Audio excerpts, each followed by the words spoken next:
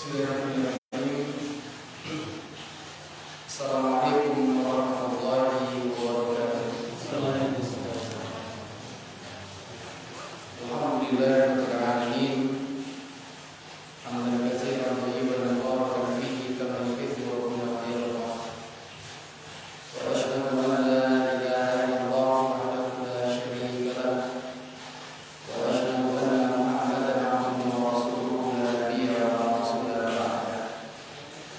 Allahumma shalli wa sallim wa barik ala nabiyyina Muhammadin sallallahu alaihi wa alihi wasallam wa ala alihi wa ashabihi wa man tamassaka bi sunnatihi ila yaumil qiyamah.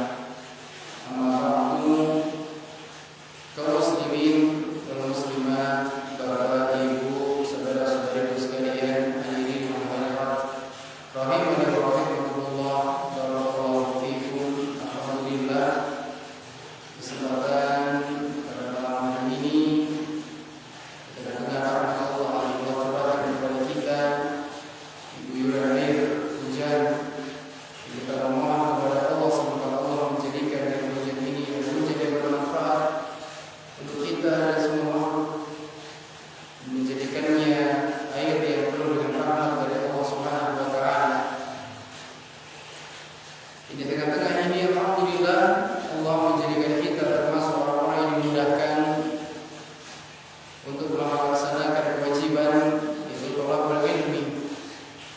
Yang kita mengetahui sebagaimana yang disabdakan oleh Nabi sallallahu alaihi wasallam, al-jazaa'u min jinsil amal. Balasan itu sesuai dengan apa yang diamalkan. Maka tatkala seseorang, maksudnya tatkala seseorang melakukan sebuah amalan dengan kesulitan-kesulitan tertentu, maka semakin adanya kesulitan maka semakin besar pahalanya. Semakin berat melaksanakannya, ketika tetap dilaksanakan maka pahalanya pun semakin besar, semakin berat ditimbangan pahala. Maka jangan berkecil hati dan jangan bersedih hati ketika seseorang, diri kita ini dimampukan oleh Allah untuk melakukan sebuah amal ibadah, dan kemudian tatkala melakukannya ini ada rintangan, ada kesulitan, maka ingatlah bahwasannya besarnya pahala itu ada pada di dalam kesulitan tatkala melakukan sebuah amal. Maka kita berharap memohon kepada Allah Subhanahu wa taala semoga Allah taala menjadikan langkah kaki kita menuju majelis ilmu ini diberikan ganjaran yang besar, diberikan pahala yang besar, dijadikan sebagai pemberat timbangan amal kebaikan di akhirat kelak, dan jadikanlah ini nasihat untuk kami pribadi dan untuk jamaah sekalian, ikhlaskan hati kita kepada Allah dalam melaksanakan amal ini, karena kita sudah melakukannya dengan susah payah, kita melakukannya mengorbankan waktu istirahat kita demi apa? Demi untuk mendengarkan firman Allah dan juga sabda Nabi sallallahu alaihi wasallam. Maka jangan jadikan sia-sia. Bapak Ibu hadirin wal hadirat, a'azzani Allah wa iyyakum. Sebagaimana yang diiklankan, pada malam ini kita akan membahas, walaupun malam Ahad, akan tetapi kita membahasnya mengenai tentang perkara yang ada pada hari Jumat, yang seharusnya kita ini meraup pahala yang besar di hari Jumat. Jangan malah sebaliknya.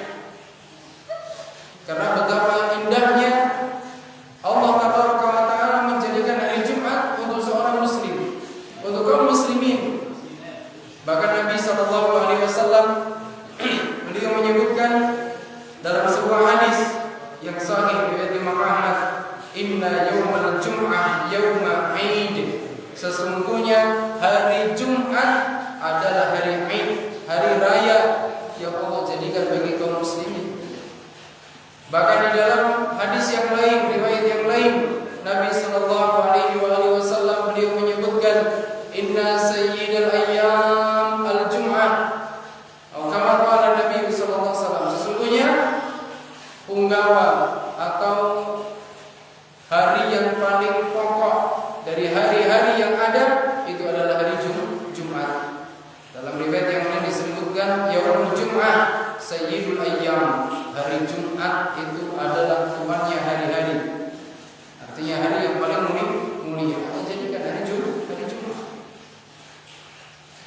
Maka sungguh hendaknya seorang mukmin berbahagia tatkala mendapatkan hari Jumat. Dan fadilahnya begitu luas sekali. Fadilahnya, keutamaannya begitu dahsyat. Ketika kita ini mampu mendulang fadilah. Ya kenapa? Kadang-kadang kita menjadikan hari Jumat hari yang biasa-biasa saja seperti hari yang lain. Disebabkan karena kita tidak mengetahui apa yang ada di dalamnya yang disebutkan oleh Nabi Sallallahu Alaihi Wasallam. Dan perhitungan hari seperti biasa dalam Islam itu perhitungan hari itu diawali ketika matahari tenggelam.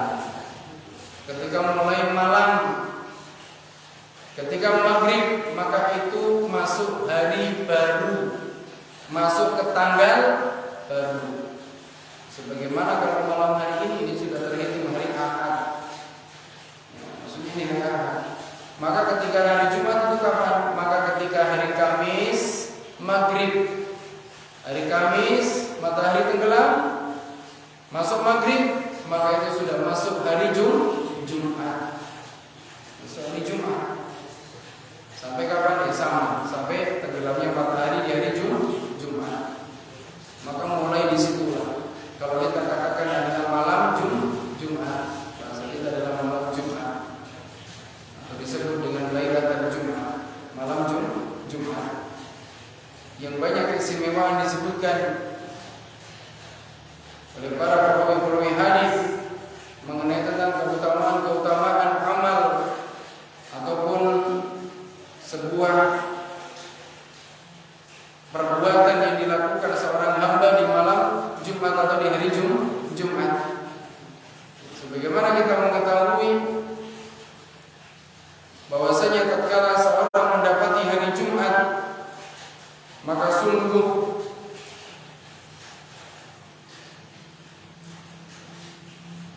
banyak beberapa riwayat yang sahih maupun yang dhaif mengenai tentang amalan-amalan di hari Jumat atau di malam Jumat.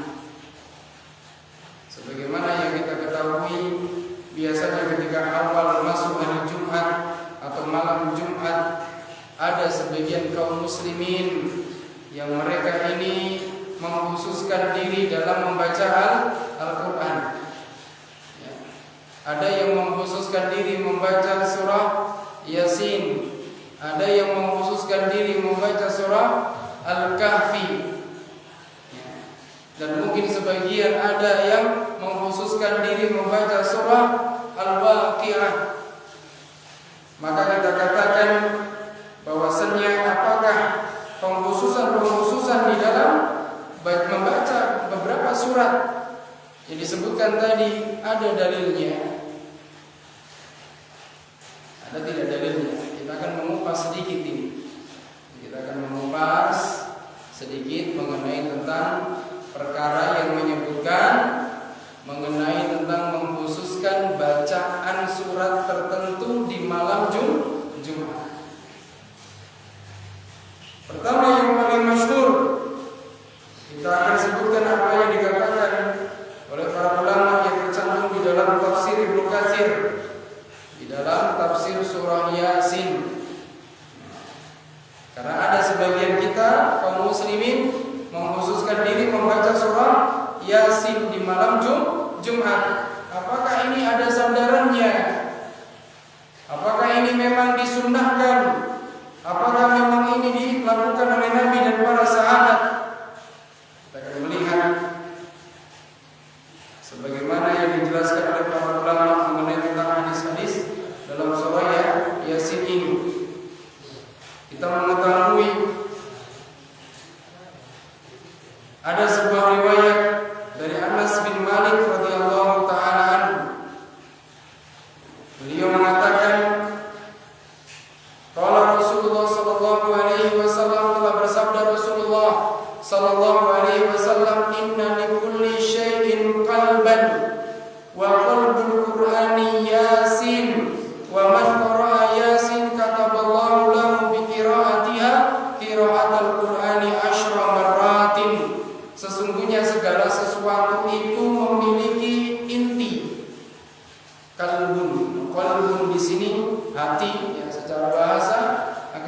bisa dimaknakan para ulama menyebutkannya inti. Ya, sesungguhnya setiap sesuatu itu memiliki hati, inti. Maka manusia pun memiliki inti. Inti manusia itu apa? Hati. Setiap hati. Ini adalah inti dari segala sesuatu. Dan hatinya atau intinya Al-Quran itu adalah surah Yasin. Wa man qara'a Yasin, barang siapa yang membaca Yasin, kata Allahu lahu bi qiraatiha qiraat al-Qur'ani asyra marrah. Maka barang siapa yang membaca surah Yasin, Allah akan catat baginya karena baca surat Yasin tersebut pahala membaca Al-Quran sebanyak 10 kali. Maka dikatakan oleh Imam At-Tirmidzi bahwasanya hadis ini predikatnya gharib, asing. Dan Imam Ahmad rahimahullah taala beliau mengatakan bahwasanya perawinya ada yang bernama Harun atau disebut dengan Abu Muhammad, dia adalah seorang yang majhul. Seorang yang majhul. Majhul itu ya bisa tidak dikenal, bisa sering ditolak hadisnya atau matruk, ditinggalkan. Dan ini sangat-sangat lemah sekali, dhaif jiddan. Padahal di dalamnya tidak disebutkan apa? Tidak disebutkan hari Jumatnya ya. Tidak disebutkan hari Jumat. Hanya disebutkan Yasin adalah hatinya Al-Quran, intinya Al-Quran. Tapi predikatnya apa? Predikatnya dhaif jiddan. Kemudian disebutkan dari Hisham bin Zaid dari Al-Hasan, dia mengatakan bahwasanya Abu Hurairah pernah berkata, Rasulullah sallallahu alaihi wasallam pernah bersabda, "Man qara'a Yasin fi lailatul Jum'ah asbaha maghfuran lahu." Barang siapa yang membaca surah Yasin di malam Jumat, maka pagi harinya sungguh dia ini akan diampuni dosa-dosanya. Faqala al-Hafidz Abu Ya'la rahimahullah taala, beliau mengatakan wa hada hadisun bisanadin dhaif. Ini adalah hadis dengan sanad yang sangat lemah, dhaif. Kemudian Abu Ya'la mengatakan ada hadis dengan predikat yang jayyid, baik, yaitu disebutkan man qara'a Yasin fi lailah asbaha maghfuran lahu, tanpa ada kalimat lailatul Jum'ah, tidak ada hari Jumatnya, tidak ada, hanya di malam hari.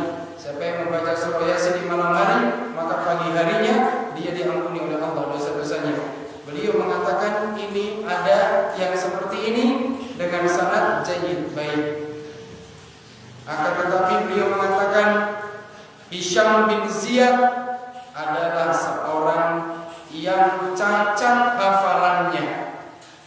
Dia mengatakan ketika rijalul hadis, tentang perawi-perawi hadis, beliau menyebutkan Hisham bin Ziyad ini orang yang cacat hafalannya. Kemudian disebutkan ada hadis yang lain yang serupa dari sahabat Jundab bin Abdullah. Beliau mengatakan qala Rasulullah sallallahu alaihi wasallam man qara'a Yasin fi lailah ibtigha'a wajhillah ghufira lahu. Siapa yang dia membaca surah Yasin di malam hari dengan ikhlas mengharapkan wajah Allah, bisa memandang wajah Allah di dalam surga, ghufira lahu, maka Allah akan mengampuninya dari dosa-dosanya. Maka hadis ini derajatnya hasan, dikatakan oleh Ibnu Hibban dan juga Ibnu Ishaq. Bahkan Imam Ahmad pun menyebutkan mengenai tentang kejayyidan sanad dari hadis ini. Maka disebutkan banyak sekali hadis mengenai tentang keutamaan Yasin, akan tetapi tidak ada satu pun yang menyebutkan kesahihan hadis mengenai tentang surah Yasin dibaca di malam Jumat. Ini pertama. Maka kesimpulannya apa? Kesimpulannya bahwasanya surah Yasin ya dibaca, karena termasuk surat cuman tidak boleh mengkhususkan harinya. Tidak boleh mengkhususkan harinya atau malam apa. Tapi kalau dikatakan, oh bacanya di malam hari, bacanya di malam hari. Nah, kita katakan ada beberapa hadis tadi yang menyebutkan mengenai tentang pembacaan surah Yasin di malam hari. Tafadhol kalau itu. Akan tetapi tidak boleh mengkhususkan, wah saya kalau setiap malam Minggu, malam Ahad membaca Yasin. Tidak boleh mengkhususkan seperti ini. Ya, tidak ada hadis yang sahih mengenai tentang pengkhususan membacanya di malam Jumat. Ini yang berkaitan dengan apa? Dengan hari Jumat. Sama sekali tidak ada. Bahkan Ibnu Katsir tidak menyebutkan mengenai tentang hadis yang menyatakan dibacakan di malam Jumat. Ini pertama surah Yasin. Kemudian yang kedua mengenai tentang surat apa? Surat Al-Waqiah. Nah, dari surah Al-Waqiah saya sebutkan ini. Surah Al-Waqiah. Maka disebutkan, boleh minta kipas?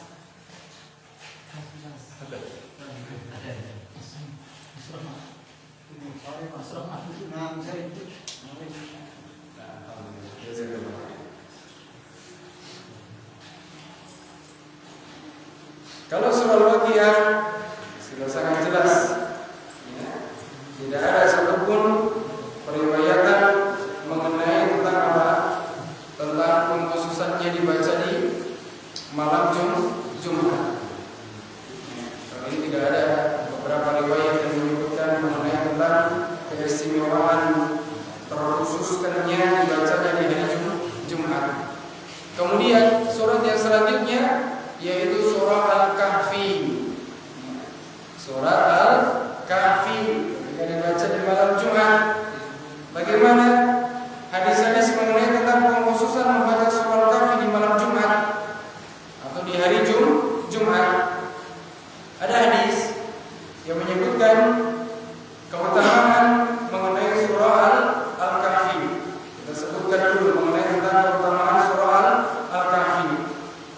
Disebutkan dari Abdullah bin Umar radhiyallahu taala anhuma, beliau mengatakan, qala Rasulullah sallallahu alaihi wasallam, man qara'a surat Al-Kahfi fi yaumil Jum'ah,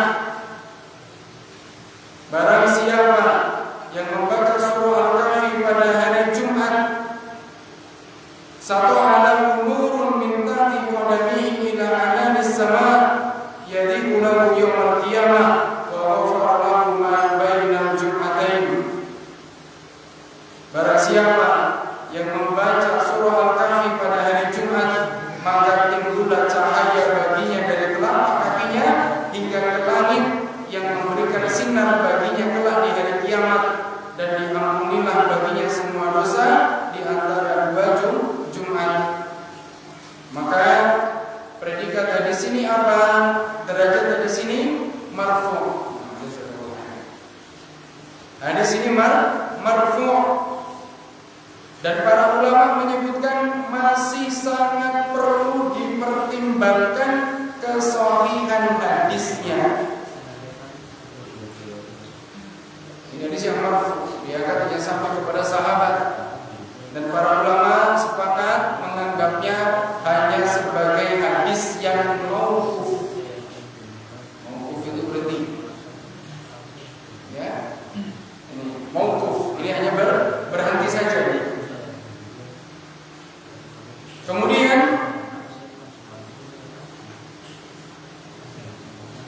ada hadis yang lain yang menyebutkan, Imam Hakim dalam Al-Mustadrak yang beliau tulis, yaitu sebuah hadis dari Abu Sa'id Al-Khudri radhiyallahu taala anhu, bahwasanya beliau mengatakan dari Nabi sallallahu alaihi wasallam, beliau bersabda, man qara'a surat Al-Kahfi fi yaumil Jum'ah aqama lahu minan nuri ma bainahu wa bainal jum'atain. Barang siapa yang membaca surah Al-Kahfi pada hari Jumat, maka memancarlah cahaya baginya sejak mulai membacanya sampai Jumat berikutnya. Imam Al-Hakim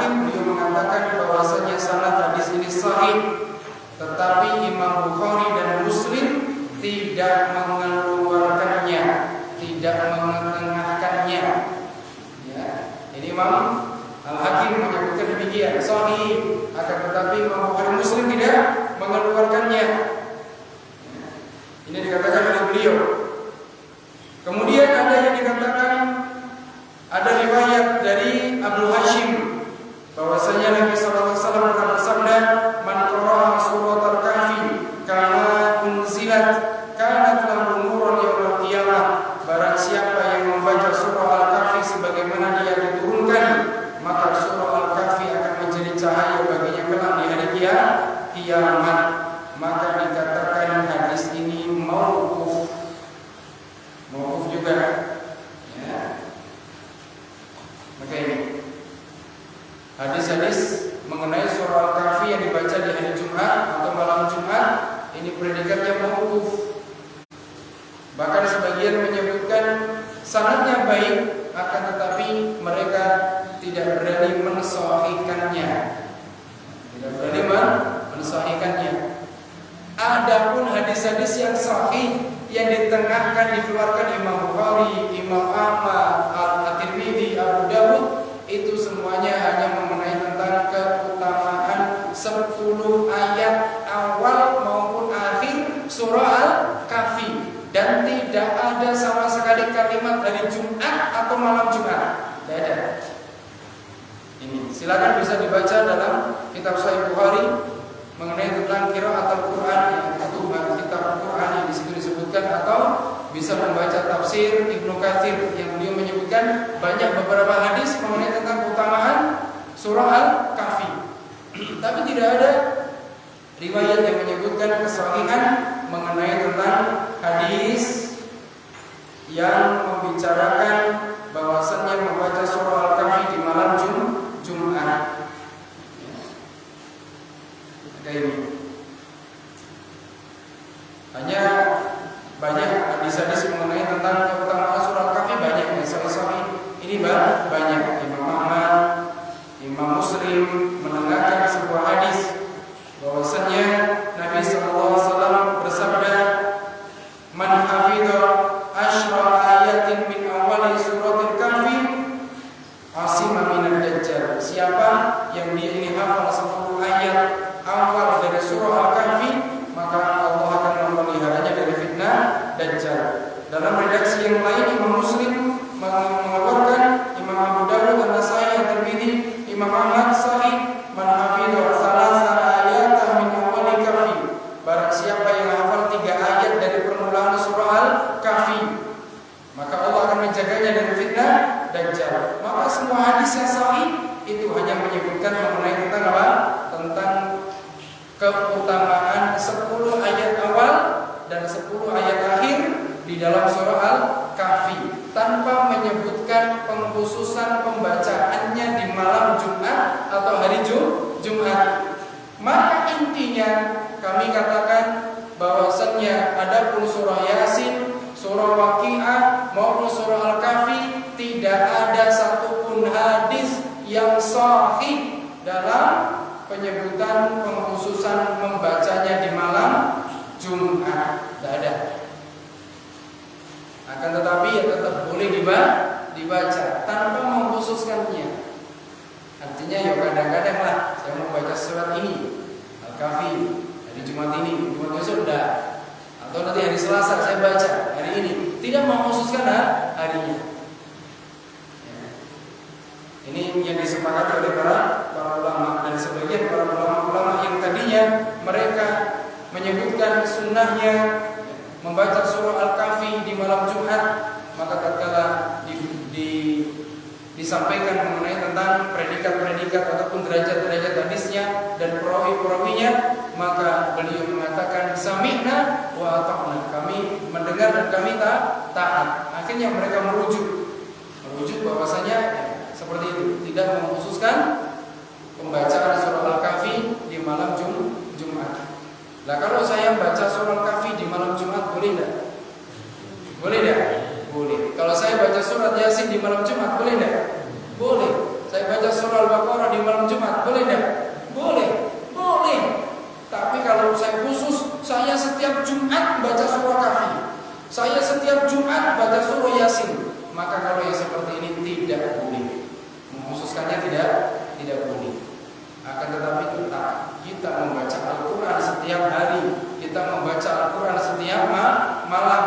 Dan sepakat para ulama bahwasannya waktu yang paling utama membaca Al-Quran adalah di waktu malam. Ini sepakat para ulama. Karena ayatnya ada dalam surah Al-Muzammil. Di awal-awal surah Al-Muzammil jelas sangat bahwasanya bacaan Al-Quran ketika dibaca di malam hari betul-betul asyaddu, kuat dan sangat berpengaruh di dalam jiwa. Bahkan Nabi Sallallahu Alaihi Wasallam beliau mencela orang-orang yang menghafalkan Quran kemudian lalai dari bacaan Al-Qurannya di malam hari. Nabi mencela orang yang menghafalkan Quran lalu lalai dalam membaca Al-Quran di malam hari. Artinya apa? Bisa jadi membacanya, bisa jadi murojaahnya ketika sholat. Melalaikan itu maksudnya. Nah, jadi sepakat memang membaca Al-Quran itu lebih baik di malam hari. Sebagaimana yang kita sampaikan di pertemuan yang lalu. Akan tetapi tidak ada pengkhususan, tidak ada pengkhususan surat-surat tertentu di malam Jumat. Adanya yang bebas, terserah. Jadi dengan membaca apa, kita membaca apa terserah. Yang penting tidak mengkhususkan. Maka ini di permulaan malam Jumat biasanya kita seperti itu. Nah, kemudian apalagi yang seseorang katakan setiap malam Jumat,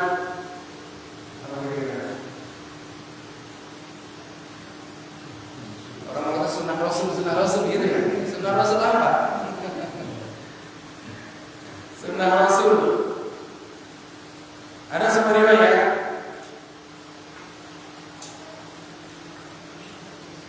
saya sebutkan bahwasanya malam Jumat ini betul-betul dijadikan spesial untuk kaum muslimin. Dan sungguh ada dalam kitab Su'al Al-Iman yang ditulis oleh Al-Baihaqi ada sebuah riwayat sampai jalur kepada Abu Hurairah radhiyallahu taala anhu. Dia mengatakan bahwasanya Rasulullah sallallahu alaihi wasallam bersabda, "Ayat jizu ahadukum ayyujami'a ahlahu fi kulli jum'ah fa inna lahu ajraini ajru ghuslihi wa ajru ghusli imra'atihi." Apakah kalian tidak mampu untuk mengumpuli istri kalian itu berjima setiap hari Jumat? Apakah kalian tidak bisa melakukannya setiap hari Jumat saja? Dalam hadis ini disebutkan demikian. Ya. Sebab seseorang yang melaksanakan atau melakukan jima dengan istrinya di hari Jumat atau malam Jumat, dia mendapatkan 2 pahala. Lalu ajrani, baginya dia 2 pahala. Pahala apa? Nabi menyebutkan dalam riwayat tersebut ajru ghuslihi wa ajru ghusli imraatihi.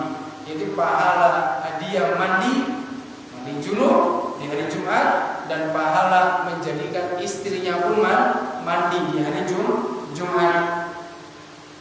Dan kemudian dijelaskan fa innahu idza fa'ala dzalika kana aghaddu lil basar hal rawahi ila al jum'ah fa fi qadimi kunna nisa yahuruna al jum'ah wallahu a'lam. Wa hadha qawlu Ibnu Qayyim rahimahullah taala. Disebutkan Ibnu Qayyim mengatakan apa? Sesungguhnya jima setiap hari Jumat atau malam Jumat ini lebih akan menundukkan hawa nafsu bagi laki-laki saat dia ini sedang melaksanakan sholat Jumat. Dan perlu diketahui bahwasanya di zaman dulu para wanita-wanita pun mereka melaksanakan sholat Jumat. Ini dikatakan oleh Ibnu Qayyim rahimahullah taala. Kemudian dikatakan bahwasanya hadis yang tadi disebutkan dari Abu Hurairah bahwasanya di dalam kitab Al-Jarh wa Al-Ta'dil Rijalil Hadis bahwasannya Ali bin Al-Madani, Imam Ahmad bin Hanbal, kemudian Imam At-Tirmidzi, mereka mengatakan hadis ini dhaif jiddan, lemah sekali, sangat lemah. Ini. Kemudian dikatakan pula oleh para ulama, akan tetapi ada hadis yang sahih.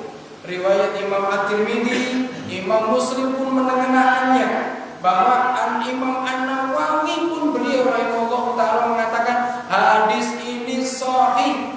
Dilihat dengan sanad-sanadnya, tidak ada satupun dari jalur periwayatannya yang cacat. Apa itu? Bahwasanya Rasulullah SAW beliau bersabda, "Manil tasala yaumal jum'ah wa ghassala." Manil tasala yaumal jum'ah wa ghassala. Ini kalimatnya sebuah, kalau orang yang mempelajari bahasa Arab, apalagi mempelajari kaidah-kaidah di dalam bahasa Arab ini begitu sempurna. Bahasa Arab, perbedaan antara ghasala dengan ghassala, sin yang tanpa tasydid dengan sin yang ada tasydidnya. Saya sebutkan tadi ya kalimatnya ya, kita cerna bareng-bareng pelan-pelan. Man irtasala, atau boleh dalam kalimat bahasa Arab man ghasala. Ghasala tanpa tasydid sinnya ya, atau man irtasala. Kalau dalam hadis ini man irtasala, Imam Ahmad mengatakan ai man ghasala, barang siapa yang mandi yaumul Jum'ah, pada hari Jumat. Mandi di sini maknanya adalah mandi besar. Karena orang Arab sana itu tidak mandi sebulan tidak bakal bau. Mungkin kata sekolah panjenengan ron dino ratus pakai ora. Tapi nek Arab mereka panjenengan sebulan sisa 100, orang bakal mampu, orang bakal lapar. Ya wis utuh mambune. Nek wangi ya wangi terus seminggu, sebulan bahkan. Ya, akhirnya mereka jarang mandi. Kenapa? Nek wayah panas tenan. Jadi kering, nggak akan berkeringat di sana. Kering, keringat metu langsung garing. Ya udah akan ada apa? Ya, bakteri mati semua. Udah seperti kita lomba, sini-sini keringetan. Sampai kalau penjelok gas, tapi nanti nggak akan. Makanya mereka jarang mandi. Makanya Nabi SAW menyebutkan apa? Siapa yang mandi di hari Jumat? Penekanan maksudnya walaupun sepekan sekali lah. Adusor. Para siapa yang mandi? Mandi di sini adalah mandi besar. Ya, pada hari Jumat. Wa ghassala. Ghassala itu dikatakan oleh Imam An-Nawawi, dan beliau pun merujuk kepada apa yang dikatakan oleh Ibnu Qayyim dalam Zadul Ma'ad. Kemudian apa yang dikatakan oleh Imam Ahmad rahimahullah ta'ala, mana ghassala itu artinya adalah bersetubuh jima. Beda tasdid tak begitu. Ghassala itu mandi, mengguyur air. Ghassala itu mendatangi istri, berjima. Maka siapa yang mandi dan kemudian dia itu pun apa? Berjima, mendatangi istrinya pada hari Jumat, wa bakkara wa tanara, betul-betul dia ini menjadikan tubuhnya bersih, wangi, ya kan? Kemudian apa? Wadana wastama wa ansata, lalu dia pergi di waktu pagi, artinya lebih awal di waktu Jumat, kemudian mendapati khutbah Jumat yang pertama, mendengarkan, dan dia ini diam.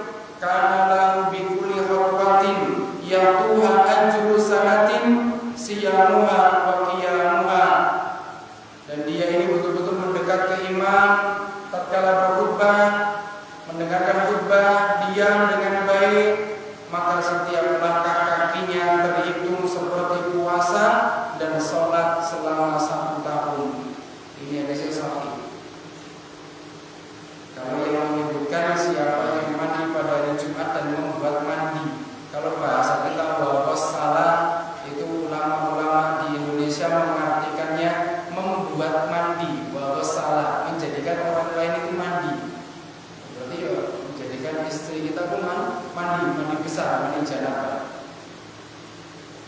sahih. Dan ini masyhur. Ya. Apalagi kalau betul-betul meniatkan bahwasanya termasuk seseorang yang mengamalkan apa yang menjadi perintah dari Nabi sallallahu alaihi wasallam. Maka dari hadis yang kedua ini dengan predikat sahih, maka para ulama sepakat apa yang dikatakan ketika seseorang berjima di hari Jumat, maka ini betul termasuk yang ditekankan. Akan tetapi maksudnya di sini adalah ketika siang harinya, bukan malam. Pagi-pagi sesudah subuh, bukan malam. Karena menyebutkannya yaumul Jum'ah, bukan lailatul Jum'ah. Itu yang paling ditekankan oleh para ulama. Dilihat konteks hadisnya, Nabi menyebutkannya yaum. Ya, kalau yaum itu jelas an-nahar, siangnya. Laisa fi lailati, bukan di malamnya. Ya, kalau malam mesti Nabi akan mengatakan apa? Lailatul Jum'ah. Agak ini.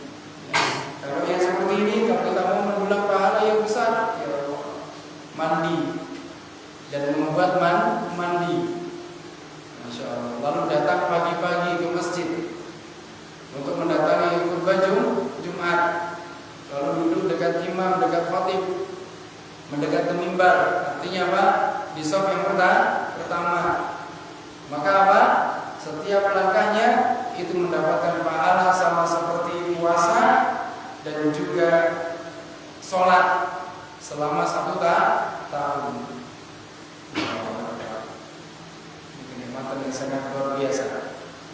Kemudian yang selanjutnya, biasanya seseorang ini karena malam Jumat pengennya sholat Jumat,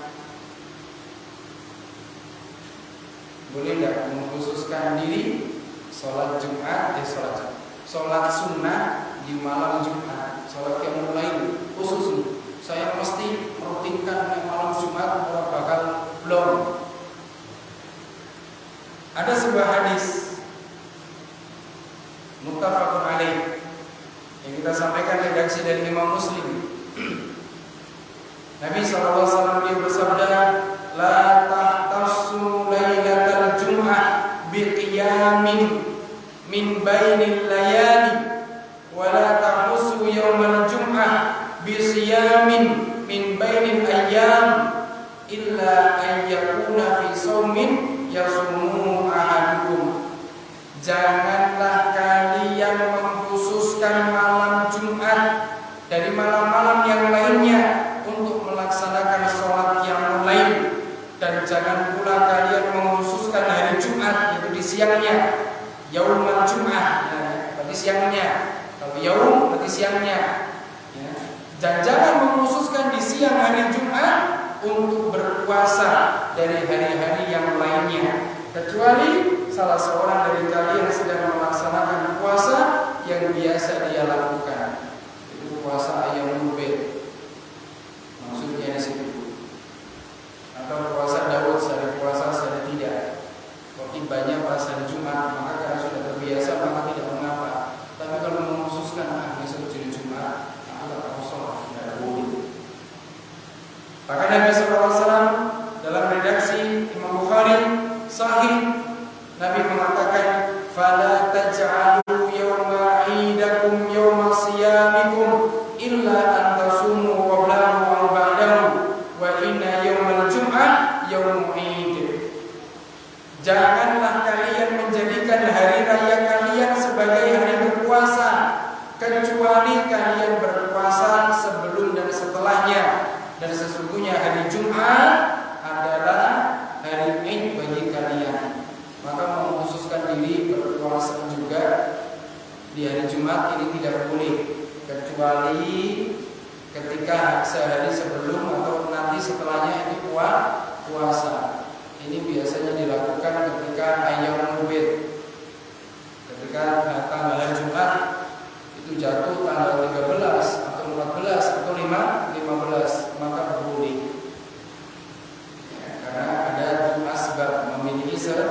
sebab. Maka jelas seseorang ketika malam Jumat tidak boleh mengkhususkan diri untuk apa? Untuk melaksanakan sholat qiyamul lail. Tidak boleh mengkhususkan. Tapi kalau sudah terbiasa melaksanakan sholat qiyamul lail dan dia terus bersambung, maka tidak mengapa. Karena tidak mengkhususkan sih. Yang dimaksudkan mengkhususkan itu apa? Senin, Sabtu sampai Kamis tidak pernah qiyamul lail. Tapi barang wah, aku enggak malam Jumat baik, sholat qiyamul lail ini tidak boleh. Tapi kalau dia ini 3 hari qiyamul lail, 3 hari sekali seumpama, tidak 2 hari sekali, seumpama 3 hari sekali. Kok jatuhnya pas 3 hari sekali itu hari Jumat, ngepasi malam Jumat, maka tidak mengapa. Karena sudah terbiasa. Karena berarti ini dari satu pekan ada 2 kali sholat, ada 2 kali sholat. Tapi kalau hanya sekali sholat sekali itu ini tidak boleh mengkhususkan malam Jumat. Tapi kalau dia terbiasa, maka dia mendapatkan pahala yang lebih. Kenapa? Karena melaksanakannya di malam yang mulia. Mengenai tentang sholat lain dan puasa, maka puasa pun sama di siang harinya seseorang tidak boleh apa? Tidak boleh mengkhususkan. Saya hari Jumat hari yang bagus, saya mau puasa, tidak bisa. Nah, sebelum kita lanjutkan, ada pertanyaan dari beberapa hal tadi. Monggo kali disami.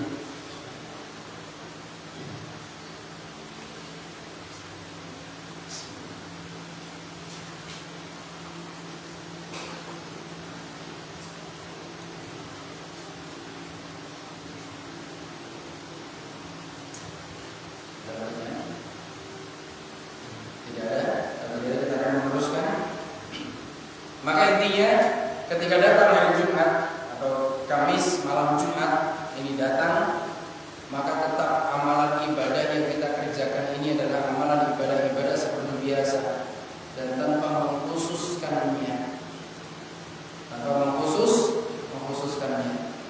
Baik itu membaca Al-Quran, baik itu qiyamul lail, baik itu dalam mendatangi istri. Maka ini silakan boleh dilakukan, akan tetapi tidak boleh mengatakan ini adalah secara khusus, secara rutin harus. Bahkan kalau sampai mengharuskan ini salah. Aku butuh, jangan butuh, maka tidak boleh. Nah, kemudian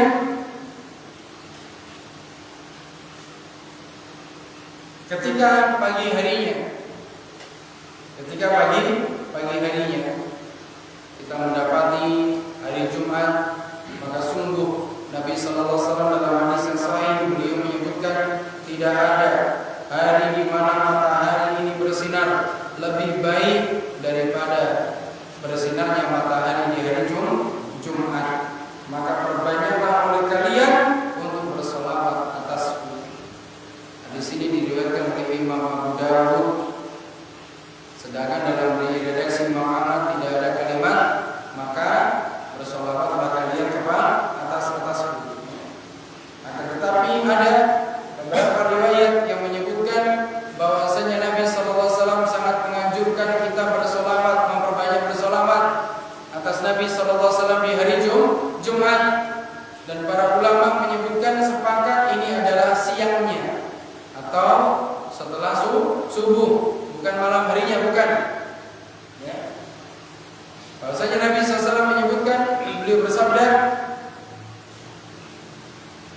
"Man shalla alayya sholatan yaumul jum'ah, barang siapa yang bersolawat atasku pada hari Jumat 1 sholawat, maka Allah akan bersolawat untuknya 10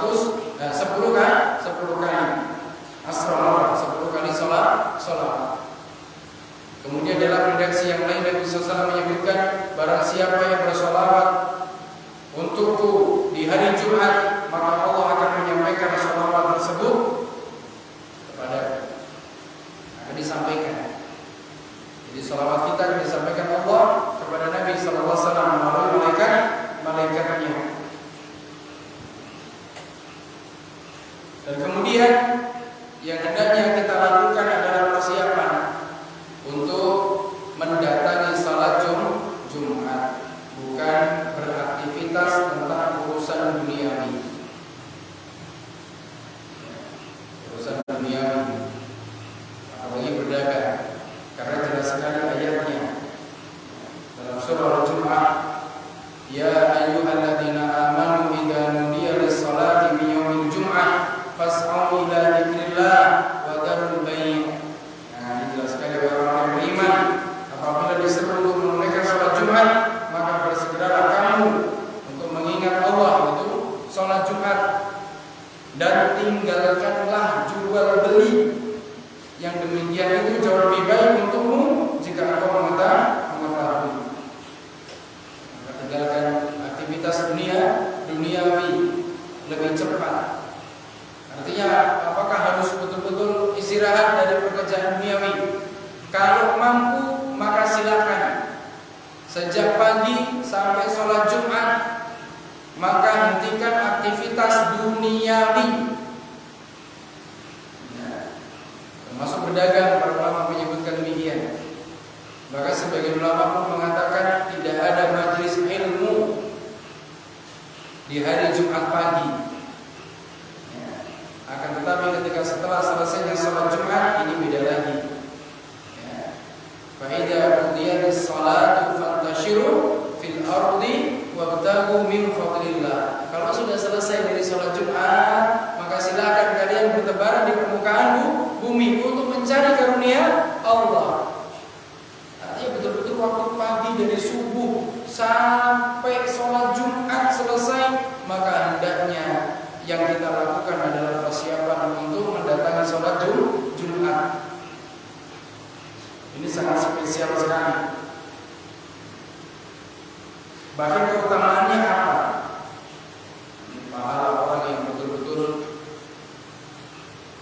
mengkhususkan waktu pagi harinya sampai sholat Jumat, konsentrasi untuk mendatangi sholat Jumat, seluruh tenaga dan pikirannya, bahkan ini menyebutkan atau melakukan perkara-perkara mengenai tentang hal-hal yang berkaitan dengan sholat Jumat. Ada sebuah riwayat saya menyebutkannya. Nabi sallallahu alaihi wasallam beliau bersabda, "Man ittasala yaumal jum'ah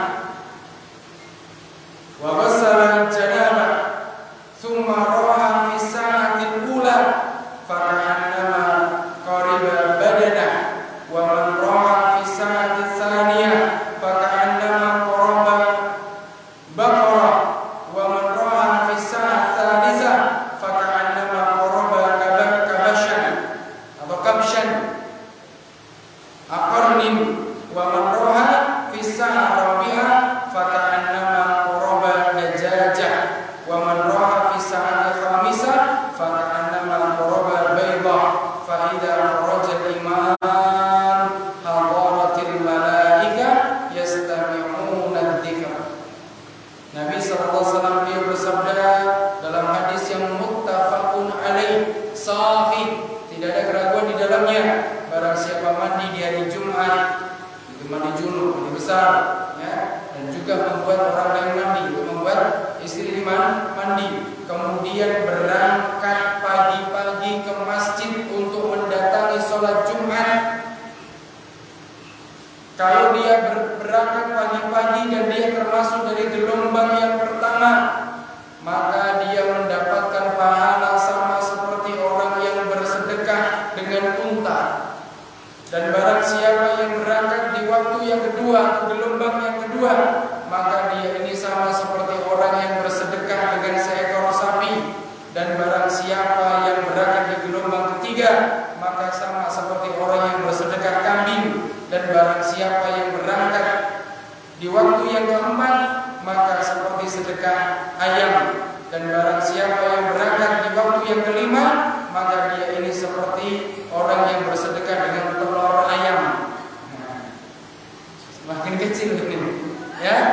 Dan apabila imam sudah keluar naik mimbar dia mengucapkan assalamualaikum warahmatullahi wabarakatuh, maka malaikat-malaikat yang mencatat tadi, orang yang mendapatkan tadi, ya, ada yang sedekah unta, sedekah sapi, sedekah kambing, sedekah dok ayam, gitu.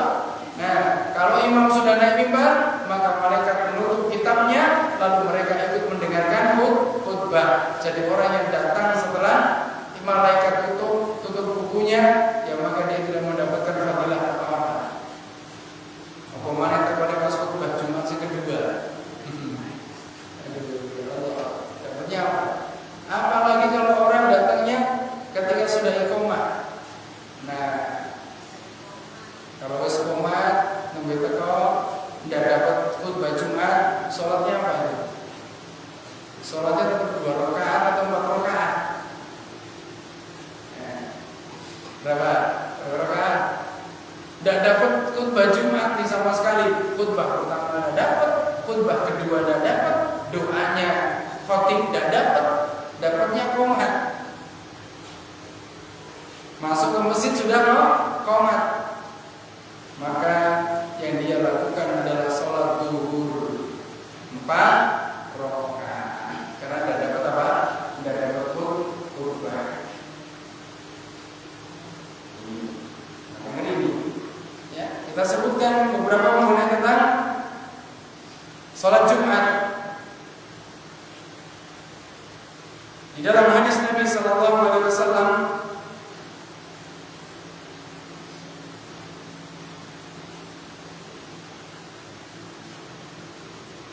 yang diriwayatkan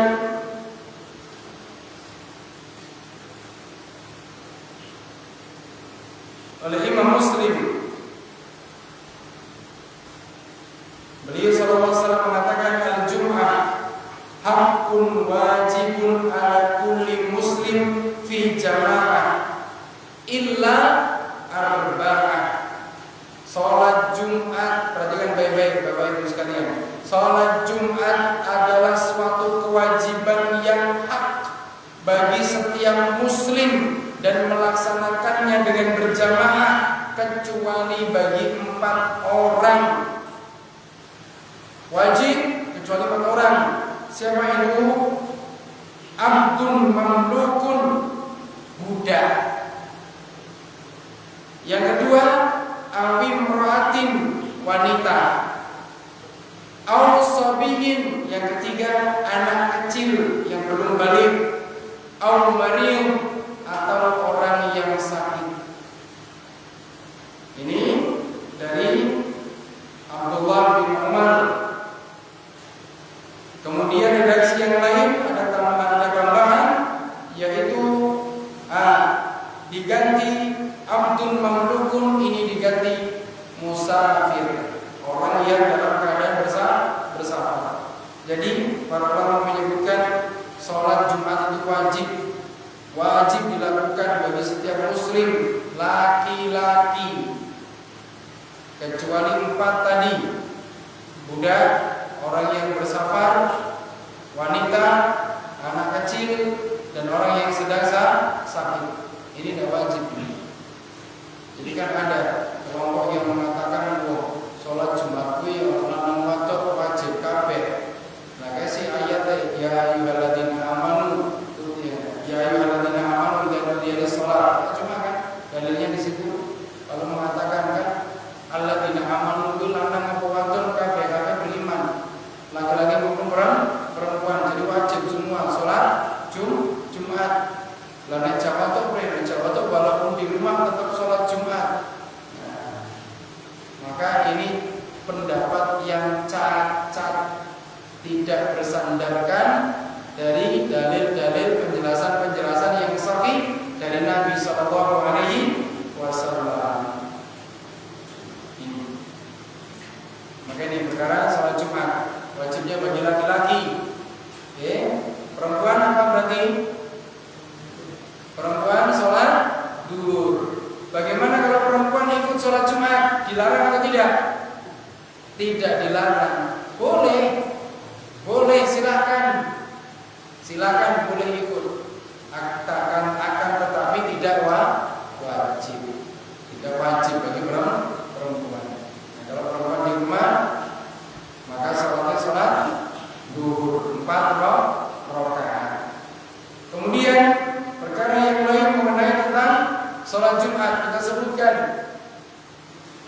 SAW bersabda dari sahabat Abu Hurairah, Abdullah bin Umar dan Abdullah bin Mas'ud radhiyallahu taala anhum. Mereka ini mendengar bahwasanya Nabi SAW bersabda, beliau memegang tongkat di mimbarnya ketika berkhutbah. Apa yang beliau katakan? Beliau SAW bersabda, la yantahiyanna aqwamun an wada'ihimul jum'at aw la yahtaminna Allahu ala qulubihim thumma la yakununna minal ghafilin. Hendaklah orang yang suka meninggalkan sholat Jumat menghentikan perbuatannya, atau jika tidak Allah akan menutup hati-hati mereka, kemudian mereka benar-benar akan tergolong ke dalam orang-orang yang lalai. Dalam riwayat yang lain Nabi SAW bersabda, man taraka thalatha jumi'ah tahawanna biha taba Allahu ala qalbi. Barang siapa meninggalkan sholat Jumat sebanyak 3 kali karena lalai terhadap sholat tersebut, maka Allah akan tutupi hatinya. Dan para ulama sepakat orang yang meninggalkan sholat Jumat secara sengaja sebanyak 3 kali, bagi yang wajib itu laki-laki, maka dia telah meninggalkan keislamannya. Ini termasuk penggugur keislaman yang betul-betul niat, yang betul-betul sengaja meninggalkan sholat Jumat sebanyak 3 kali berturut-turut, maka lepas darinya keislamannya. Sholat Jumat itu bukan sholat fardu. Logikanya kan di situ. Kalau orang rajin sholat Jumat, rajin sholat fardu 5 waktu, kira-kira ninggalin sholat Jumat enggak? Wah, aku sholatnya 5 waktu, baik tak? Subuh, duhur, asar, maghrib, bisa sholat terus. Tak boleh sholat Jumat orang. Mungkin enggak gitu? Mustahil sekali. Ya? Dulu pernah. Hampir 3 kali mungkin. Waktu Covid. Oh, gitu. Iya. Waktu corona. Iya, gitu. Sampai dilarang ya oleh pemerintah itu. 3 kali atau 4 kali enggak tahu itu. Ya, alhamdulillah. Saya sholat terus itu.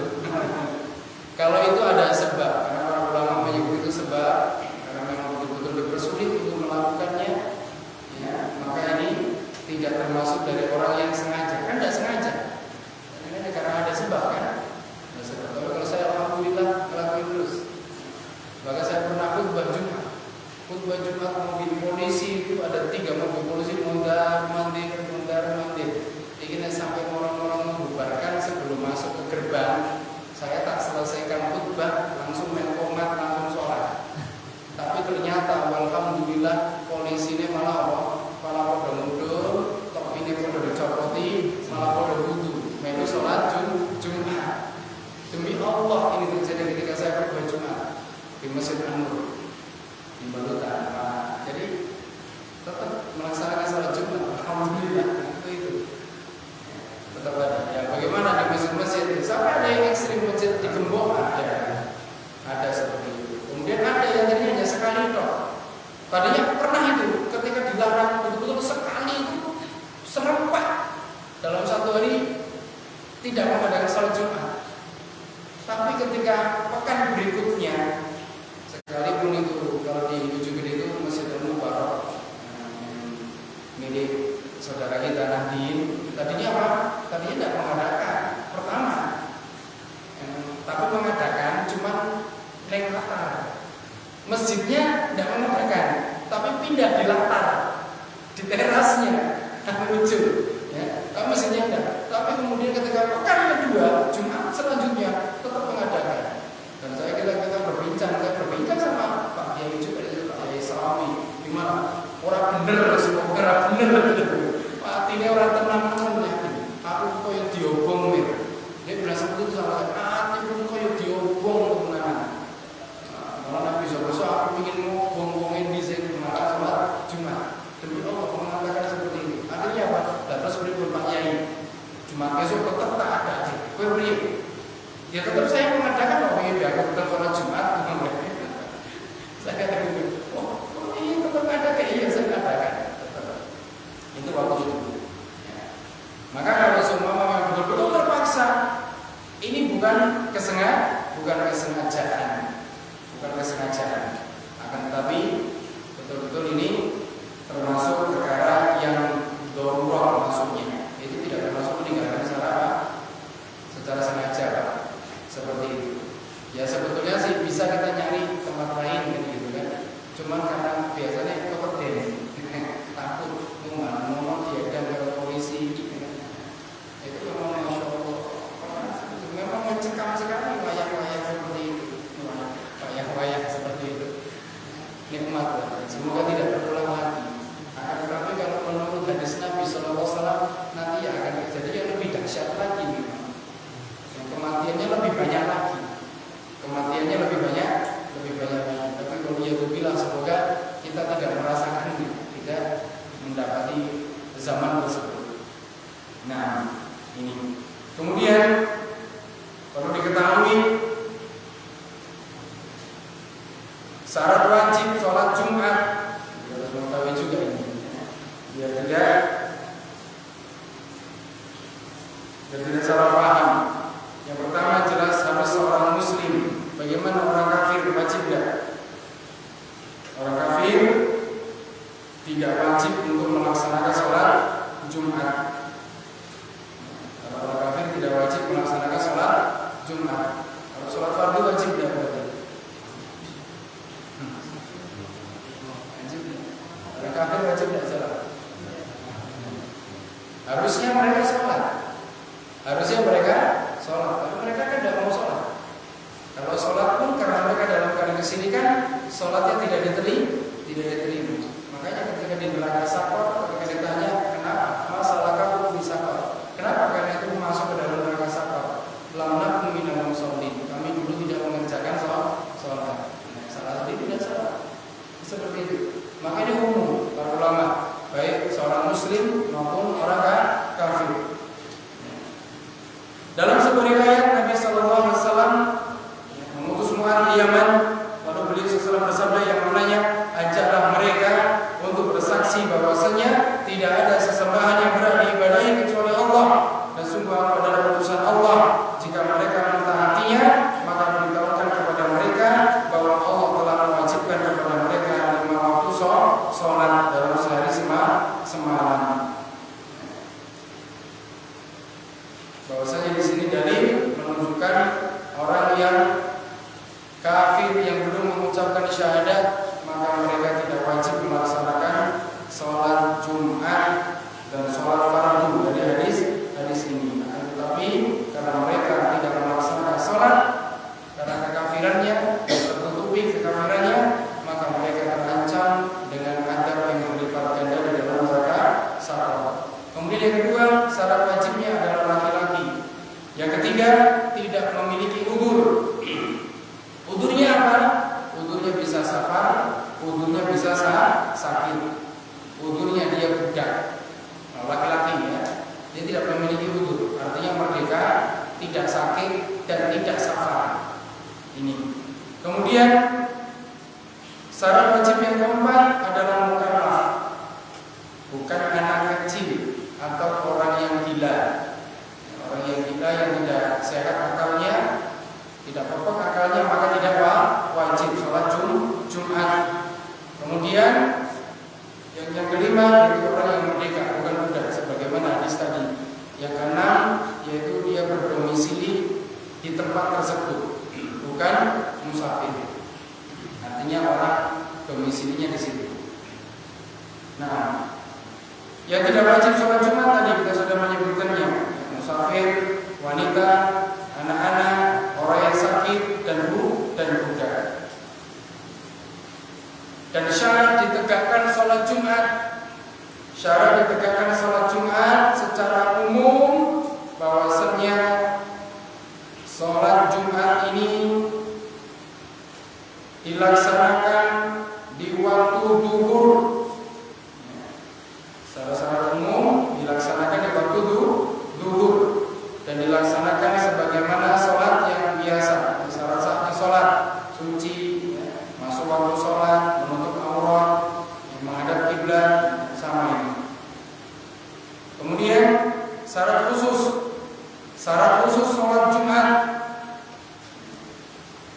yaitu dilaksanakan berjamaah. Pertama, dilaksanakan berjamaah. Kemudian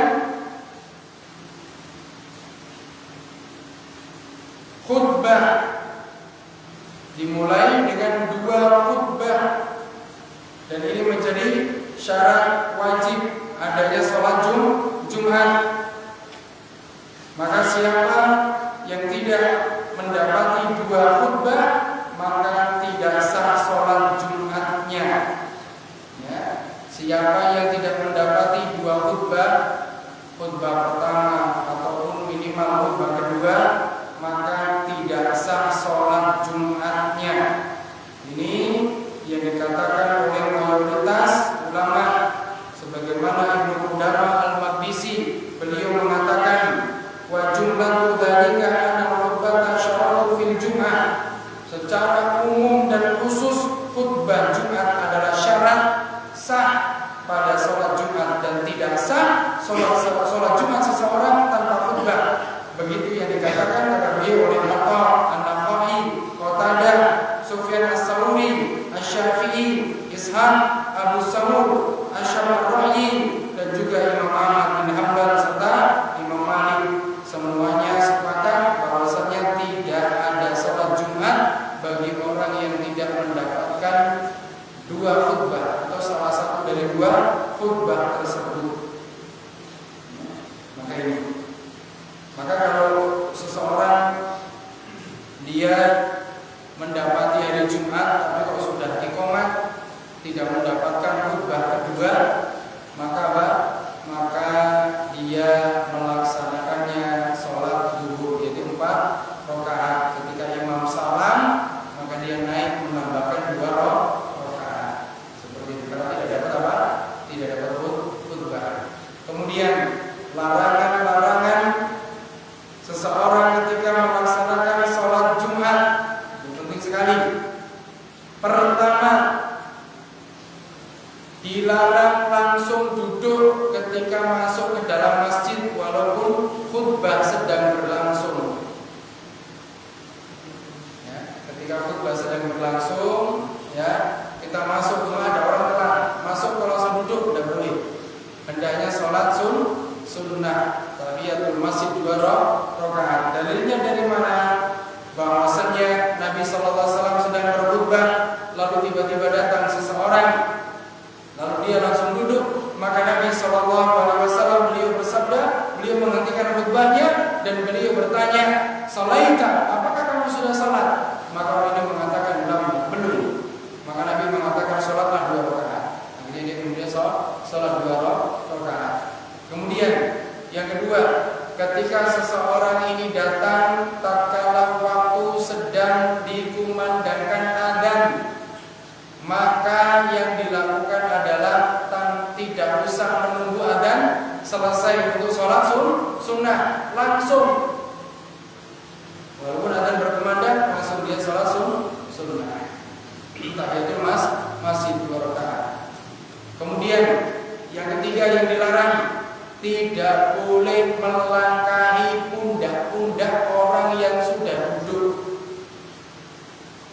Walaupun dia tahu depan kosong, depan masih kosong, tapi kalau sininya rapat, tidak boleh menggeser pundak.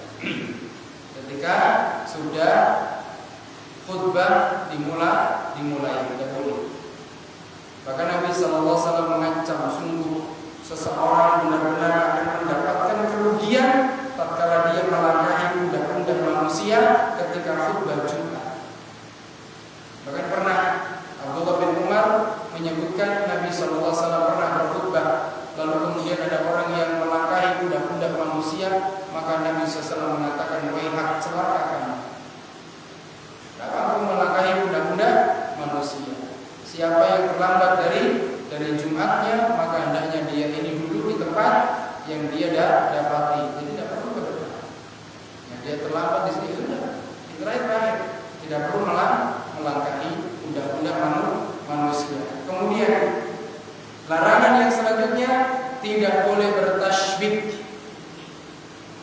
Dilarang bertasybih Tasbih itu apa? Tasbih bukan berbicara. Tasbih itu seperti ini. Menggenggam atau menjalin jari jemari. Tidak boleh bertasbih seperti ini. Nabi SAW beliau melarang an tasbih hingga khutbatil Jumat. Nabi SAW melarang seseorang bertasbih, yaitu menjalin jemarinya ketika khutbah Jumat. Maka Nabi pernah mengatakan man syababa barang siapa yang bertasbih inda khutbatil Jumat falaysa lahu Jumat, maka dia tidak memiliki salat Jumat. Dalam riwayat yang lain, seseorang yang bertasbih di waktu-waktu salat, maka malaikat ini akan menghindar darinya, maka tidak boleh bertasbih. Dan para ulama mereka itu keras kalau melihat orang yang bertasbih ketika khutbah Jumat, maka senantiasa mengatakan, tolong jangan bertasbih, lepaskan dari jemari ini. Ya, ini perintah Nabi, larangan dari Nabi SAW. Kemudian larangan selanjutnya, tidak boleh seseorang ketika sholat Jumat ini duduk dengan memeluk lututnya. Memeluk lutut, gimana sih? Nah, seperti itu. Tidak boleh. Tidak boleh ketika sedang sholat Jumat duduk mendengarkan khutbah Jumat, dia tidak boleh apa? Memeluk lututnya. Duduknya seperti itu tidak boleh. Itu termasuk duduknya syaitan. Pernah kita sebutkan dulu ketika membahas mengenai tentang tata cara duduk ketika sholat. Nah, itu termasuk tidak boleh. Biasanya kalau orang duduk seperti itu, dia akan melakukan dua larangan sekaligus. Pertama, duduknya seperti itu. Kedua, bertasbih. Mesti. Ya toh? Nah, mesti dua-duanya kena. Ya, maka duduknya biasa seperti ini. Duduk biasa, bersila, atau yang terbaik duduk iftiras atau tawarruk. Itu paling terbaik. Kemudian Nabi SAW melarang bermain-main dengan kerikil atau dengan menggambar-gambar tanah. Nah, zaman Nabi kan tidak ada ini, tidak ada karpet, tidak ada lantai ya. Mungkin kalau sekarang kita ini, ya ini karpet ini, kalau sajadah ini kita dirang, tulis-tulisi, ini tidak boleh. Maka Nabi menyebutkan siapa yang bermain dengan jari-jarinya, maka tidak ada salat Jumat baginya. Artinya tidak ada pahala. Maka Nabi dalam redaksi yang sahih, siapa yang bermain-main kerikil. Nah, kalau dulu kan ya karena mungkin pasir ada kerikil-kerikilnya, judi itu kan. Kalau mana cukup itu balangnya ngarepe. Siapa yang bermain-main kerikil dalam khutbah Jumat, maka dia tidak memiliki pahala Jumat. Bahkan siapa yang mengatakan kepada saudaranya diam, atau dalam redaksi Imam Ahmad menyebutkan siapa yang mengatakan kepada saudaranya maka tidak ada pahala Jumat baginya. Jejere rame dongeng dewe jenengan menang. Nah, jenengan sing koyo bubar pahalane. Ndak dapat pahala. Lah apa mana sing dongeng? Orang hanya mengatakan aja itu coba boleh. Makanya siapa ada tulisan kan? Dilarang berbicara saat khatib sedang berkhutbah. Karena kalau ya Allah ini orang memang tidak tahu adab, tidak tahu ilmu, atau memang tidak mau tahu. Kadang-kadang ada orang dongeng enak dan gurih dongeng. Ya Allah. Pernah saya khutbah itu marah-marah kok isinya. Di pendopo 2 sebulan yang lalu. Ya Allah, kodoran dolor, wis tua-tua dongeng. Ono sing dongeng, ono sing telepon, ora lah kalau kota bilang. Akhirnya dari materi itu bayang saya siapa yang melenceng. Tak ngomongin masalah tentang pembatal pahala Jumat atau pembatal sholat Jumat. Langsung itu kan marah-marah ya Allah. Jenengan ngerti ora? Kamu seperti itu. Jadi kan tahu enggak? Jadi saya kasih tahu ini akhirnya seperti itu. Insyaallah di pendopo itu. Ya Allah, so. Aneh ya nyata tapi sedongeng enak gitu. Terus seru suaranya. Subhanallah. Kalau dia anak-anak mungkin saya masih memaklumi lah anak-anak. Ini enggak orang dewasa gitu. Ya Allah, maka tidak ada Jumat baginya. Sama sekali tidak ada pahalanya mereka. Dosa iya. Dosa iya, sudah dianya tidak dapat pahala, ganggu orang lain lagi. Ganggu orang lain. Nah, makanya begitu juga para ulama menyebutkan termasuk bermain kerikil atau melakukan perkara yang sia-sia, seseorang bermain dengan kotak amalnya. Ya saya di masjid sini masih enggak? Masih ya, jangan kalau bisa. Ya, alhamdulillah beberapa masjid sudah banyak yang kotak infaknya stay saja. Iya. Ini kalau bisa jangan. Kalau mau beredar, ya sebelum khutbah. Sebelum mulai khutbah, yuk pakai uang. Masih yang pertama kali dikatakan mau di sini, gitu kan. Insya Allah pasti orang yang sudah berniat infak, masakan infak. Tenang saja. Ini sudah kalau masih di Kauman di Solo tadi sudah seperti itu. Ya, kalau infaknya ya tidak jalan di Comal, di Bojonggede, di Losari, alhamdulillah sudah tidak iter. Kemudian di Begawo sudah tidak iter lagi infaknya. Ya, apalagi kalau di situ pakainya apa? Pakainya ada rodanya.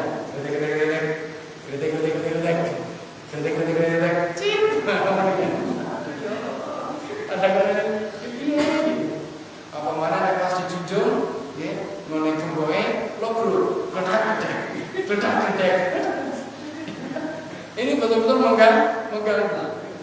Walaupun hanya satu gerakan. Kalau satu gerakan kok ada masalah, lewat di depannya satu gerakan, geser langsung. Cuma kan gimana? Nah ini kan jadi tidak satu gerakan. Wes mandek, jupo nangsa, baru dilempet, baru oke. Beberapa gerakan, habis itu geser. Ya, maka ini para ulama memakruhkan. Ya. Maka lebih baik di-stay-kan saja. Artinya ya diam di tempat. Maka ini jauh lebih baik insyaallah. Ya, sedikit demi sedikit lakukan. Yang tadinya ya ketakutannya seperti itu gola sidi. Tetap orang yang sudah berniat berinfak dia akan berinfak. Dia akan cari kotak infak. Seperti itu. Nah, kemudian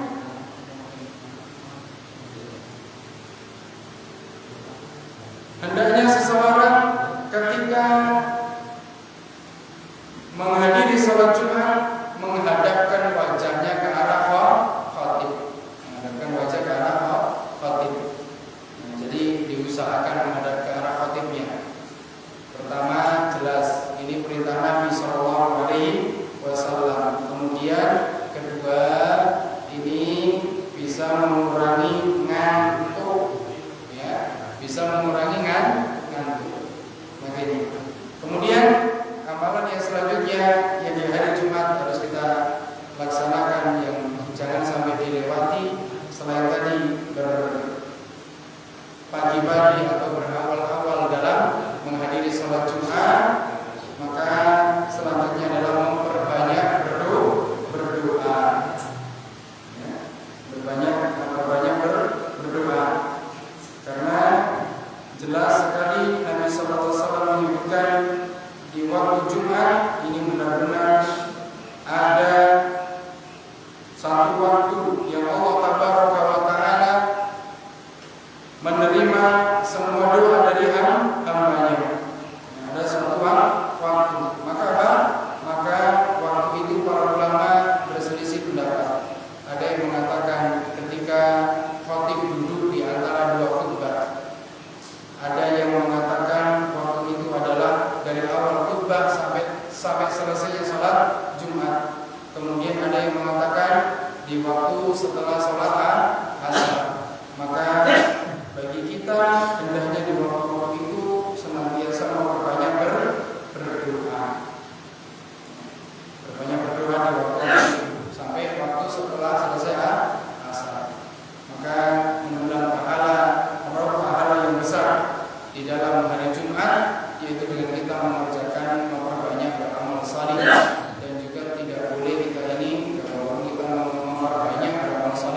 jangan sampai mengkhususkan sebuah amalan yang tadi kita sebutkan di awal. Barakallahu fikum. Ini yang bisa kita sampaikan, semoga bermanfaat. Ada pertanyaan? Waalaikumsalam. Apakah syarat wajib khutbah itu membawa tongkat Ustaz? Seperti hadis tadi. Apakah syarat wajib khutbah Jumat itu harus membawa tongkat? Maka sebagaimana yang kami ketahui, apa yang kami pelajari dari Imam An-Nawawi rahimahullah taala, beliau hanya menyebutkan bahwasanya sunnah seorang khatib ini memegang tongkat ketika berkhutbah sebagai sandaran dirinya. Ini sebagai sandaran. Maka kalau di sini hanya podium dengan mimbar beda ya. Kalau podium itu kan depannya ada, bisa untuk dipegangi. Maka ini tidak perlu tongkat. Tapi kalau mimbar hanya kursi toh, mimbar yang ada undang-undangnya dua, lalu kemudian kursi, maka ini disunahkan ada tongkat sebagai apa? Sebagai sandaran bagi khatib. Itu hanya sunnah dan tidak wajib. Sedangkan sebagian ulama Syafi'iyah, padahal Imam Nawawi juga Syafi'iyah, ya kan? Sebagaimana menulis kitab Bulughul Maram, Ibnu Hajar, beliau menyebutkan bahwasannya perkara khatib membawa tongkat ini wajib. Sebagaimana pendapat Imam Malik, beliau menyebutkannya malah pendapat Imam Malik bahwasannya ketika khatib naik ke mimbar hendaknya dia membawa tongkatnya. Allah Taala alam, akan tetapi di sini para ulama menyebutkan yang paling wajib adalah sunnah saja. Sunnah ketika mimbar. Tapi kalau podium tidak usah.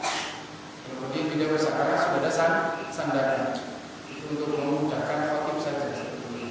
Allah Taala alam bisawab. Apakah duduk selonjoran ke arah kiblat itu dilarang? Duduk selonjor menghadap ke arah kiblat apakah dilarang? Tidak ada satupun hadis yang melarang demikian. Tidak ada satupun riwayat dari Nabi maupun asal sahabat ataupun perkataan para ulama mutaqaddimin mengenai tentang larangan duduk selonjor atau menjuburkan kakinya ke arah kiblat. Tidak ada. Nah, bagaimana kalau ada seseorang yang kakinya sakit harus diselonjorkan lalu kemudian dia duduk sholatnya, otomatis menghadap kiblat, maka tidak mengapa. Nanti ada pendapat akhirnya jago nyelonjor kiri kiblat itu orang itu bukan orang jejak kiblat, tidak. Ya, ini ucapan yang keliru, tidak termasuk jejak kiblat. Dan ini perkara yang mengubah, karena itu perkara urusan duniawi, bukan perkara urusan ibadah. Maka dilihat apakah ada dalil yang melarang atau tidak. Kalau tidak ada, maka tidak mengapa dilakukan. Allah Taala alam bisawab. Assalamualaikum warahmatullahi wabarakatuh. Waalaikumsalam. Tadi dijelaskan ketika Nabi Muhammad ada salah jamaah yang datang dalam duduk, kemudian disuruh berdiri lagi. Nah itu berarti niat sholatnya apa? Sholat tahiyatul masjid. Karena setahu saya niat sholat tahiyatul masjid kan sebelum duduk saja. Nah itu kan berarti sudah duduk, berarti kan membatalkan salatnya. Nah, bagaimana hal yang demikian? Maka ini adalah sebagaimana dikatakan oleh Imam Nawawi ketika membahas masalah hadis tersebut, bahwasanya orang itu belum sholat tahiyatul masjid. Dan dia ketika duduk diingatkan oleh Nabi, maka tidak mengapa, karena dia mengingatkan. Atau ketika seseorang ini lupa, karena mungkin habis ngobrol duluan di depan, lalu dia masuk, lalu duduk, iya, saya belum sholat tahiyatul masjid. Dia berdiri lagi. Apakah gugur atau tidak? Disebabkan karena lupa atau disebabkan karena dia ini ada yang mengingatkan, maka sifat sholatnya tetap sholat tahiyatul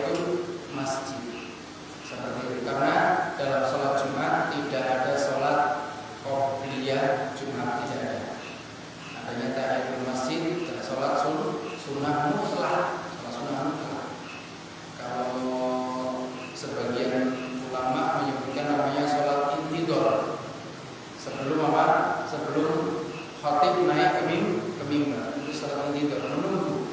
Tidur artinya menunggu. Menunggu apa?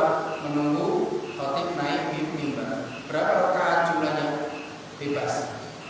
Yang penting 2 rakaat sampai imam ini naik ke mimbar. Maka hadis tadi menyebutkan Nabi memperingatkan kepada seseorang untuk sholat tahiyatul masjid karena dia belum melaksanakannya. Allahu ta'ala bis-shawab. Assalamualaikum warahmatullahi wabarakatuh. Waalaikumsalam. Ada satu seorang yang kerjanya itu tidak pernah berkata, kerjanya di atas kapal. Bagaimana mau mungkin mau melaksanakan sholat Jumat sementara yang di situ itu artinya muslimnya hanya mungkin 5 jadi tidak memungkinkan untuk sholat Jumat, dan itu berlangsung bukan hanya sehari 2 hari atau sebulan 2 bulan, bisa tahunan. Apakah saya kena atau seseorang itu kena dosa atau begitu? Yang berikutnya atau pertanyaan yang kedua, dalam sebuah hadis isi khotib atau isi khotbah atau dalam kitab berkhotbah kan tidak boleh melebihi panjangnya sholat Jumat. Kemudian di dalam lanjutan hadis itu surat yang dianjurkan adalah surat Satiris dan Al-Wasiyah. Nah itu durasinya kurang lebih itu sekitar ya 7 sampai katakan 7 menit lah. Apakah saya dalam berkhotib atau berkhotbah itu kurang dari 7 menit? Bahkan kalau dari pengalaman yang sudah ada, mukadimahnya aja sudah 3 menit kan seperti itu. Apakah ini melanggar dari peraturan berkhotbah? Seperti itu Pak. Nah, barakallahu. Pertama mengenai tentang ketika seseorang bekerja di kapal. Bekerja di kapal termasuknya apa? Termasuknya apa? Salat Jumat tidak berarti. Tidak wajib. Nah, sudah jawabannya itu. Kecuali dia menetap hidupnya terus di kapal, terus dan ke darat-darat, maka kalau dia sudah berdomisili di tengah laut, domisilinya di situ, ya sudah dia wajib sholat Jumat. Dan Jumatnya ada Pak, apa saya harus sholat sendirian? Nah, sendirian atau ada orang muslim lain? Ada muslim lain. Syarat sholat Jumat tadi kita belum menyebutkan ya, yaitu ada khatib dan imam, kemudian ada makmum dan ada muadzin. Berapa berarti? Ada imam sebagai khatib, ada makmum dan ada muadzin. Maka 3 orang ini sudah memungkinkan untuk melaksanakan sholat Jumat dan saat sholat Jumat. Ini pertama, kalau memang betul-betul sudah berdomisili di situ, tidak pergi lagi, tidak kemana-mana lagi, ya. Maka wajib. Katakan semacam kalau di kapal kan berarti engkau Pak. Kita usahakan kan itu berarti kan diam. Iya, di situ. Nah ini kan kalau kapal kan sama dengan apa itu transportasi semacam truk atau tidak menetap tapi. Nah itu ya. Kalau tanker di situ berarti menetap di situ. Menetap berarti. Enggak, maksudnya menetapnya di kapal, tapi tempatnya kan saja. Jalan pindah-pindah kan? Nah, maka itu termasuknya musafir, ya, tidak wajib sholat Jumat. Sampai kan ada batas waktu kan nggak selamanya jadi musafir tahunan. Nah, itu berapa waktunya? Ketika setahun di situ. Jadi dalam setahun itu, tapi kan tidak menetap. Istilahnya saya pikir di BPKA katakan seperti itu. Nah dalam 1 tahun tidak di situ. Nah iya, tetap dia berarti masuk ke dalam kategori musafir. Ya, karena bergerak, kecuali datang ke situ udah itu terus. Nah, maka ini masuknya ke dalam musafir. Tapi tetap dia wajib sholat fardunya, sholat duhur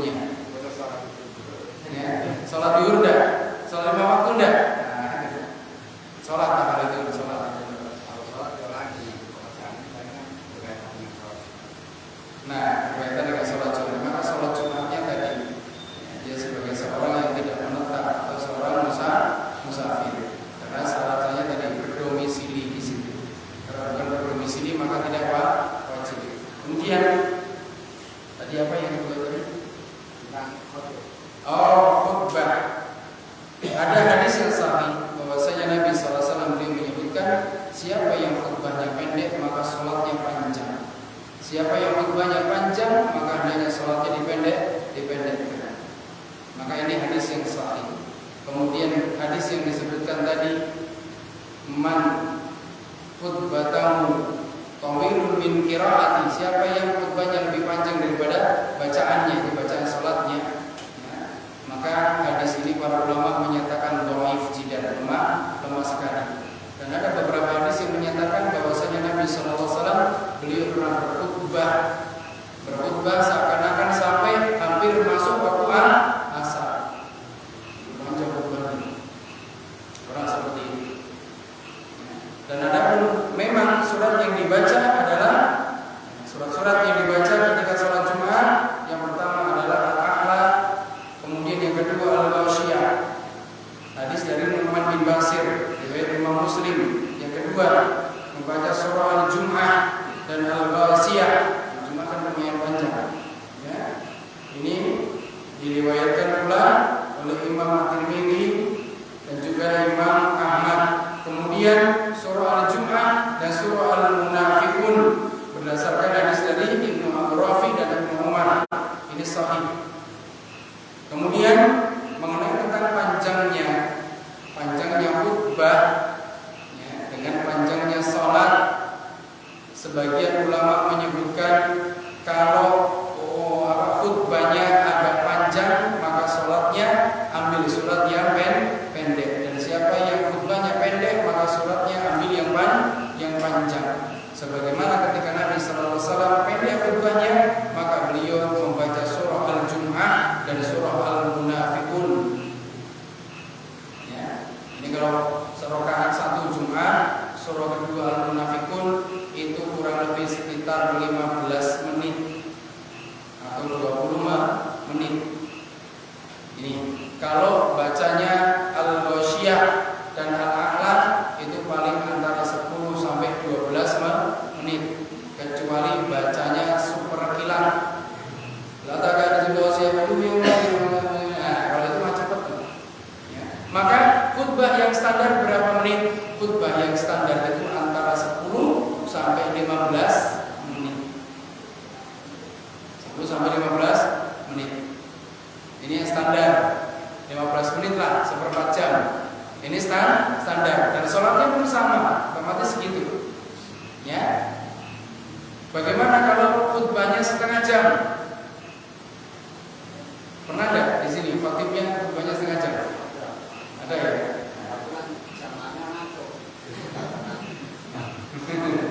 Kalau khutbahnya setengah jam, maka sholatnya ini dipendekkan. Maka kalau sholat dipendekkan, maka bacanya apa? Bacaannya antara Ad-Duha atau bacaannya antara Al-Qadar. Inna anzalnahu fi lailatul qadar. Ya, maka ini itu kalau khutbahnya terlalu panjang. Kalau setengah jam, jadi panjang sekali sih sebetulnya. Setengah jam lumayan panjang sekali. Akan tetapi ya 15-20 menit itu sudah panjang sebetulnya. Itu cukup untuk khutbah Jumat. Ya biasanya sama sholat setengah jam. Biasanya standarnya setengah jam itu khutbah sama sholat. Ditambah adzan berapa? 10 menit ada. 5 menit ya. 6 menit, 5 menit, 6 menit. Ya maka 35 menit. 35 menit. Maka ini waktu yang normal, yang tidak terlalu panjang. Ya sebetulnya waktunya itu sama seperti antara adzan dan iqamah saja ketika duduk. Seperti itu. Allahu ta'ala bismillah. Sebentar, itu masih nambah.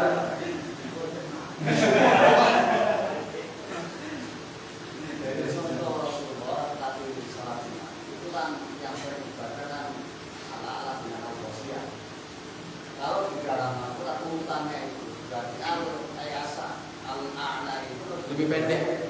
Ya lah. Artinya misalnya dia urutan 111 berarti Al-Ghasyiyah 112 misalnya. apakah ini harus seperti ini atau balik? Artinya surat yang terakhir kata anak saya membaca surat Al-Ikhlas, kemudian baru membaca surat Al-Baqarah misalnya. Apakah mengharuskan satu lagi Pak? Di dalam contoh sholat sunnahnya itu di sholat sunnah itu kan apa itu sabis dan seterusnya sampai Anas atau antara surat terakhir yang tiga itu. Nah, barakallahu fiik. Apakah ini termasuk sunnah mengenai tentang urutan surat yang dibaca ketika sholat? Sebagaimana tadi al-a'la dengan al-wasiyah. Kita al-wasiyah dulu atau al-a'la dulu? Dari mana? Dari Anas atau dari Al-Baqarah?